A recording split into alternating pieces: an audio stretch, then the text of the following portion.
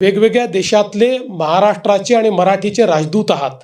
तुम्ही या ठिकाणी आपल्या महाराष्ट्राची संस्कृती, आपली भाषा याचा एक परिणाम, एक इम्पॅक्ट हा तयार करता आणि विशेषतः ज्या प्रकारे आपल्या मराठी कम्युनिटीने, आपल्या सगळ्या मराठी लोकांनी जगभरात नाव कमावलेलं आहे. अनेक वेळा तुमच्याकडे पाहून त्या ठिकाणी आम्हाला सन्मान मिळतो की मराठी आहेत म्हणजे चांगले आहेत, कारण या देशामधल्या मराठी लोकांनी चांगलं काम केलं आहे.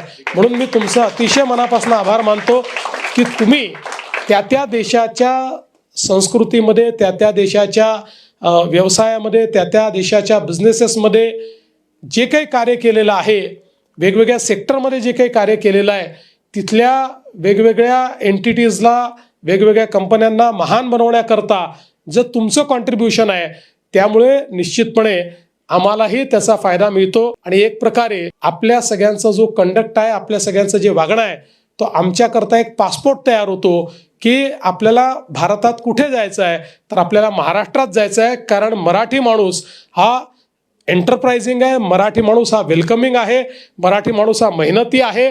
अशा पद्धतीनं आपल्या सगळ्या मराठी माणसाची एक प्रतिमा ही तुम्ही परदेशामध्ये या ठिकाणी तयार केली आहे आणि म्हणून तुमचे अतिशय मनापासून आभार मानतो.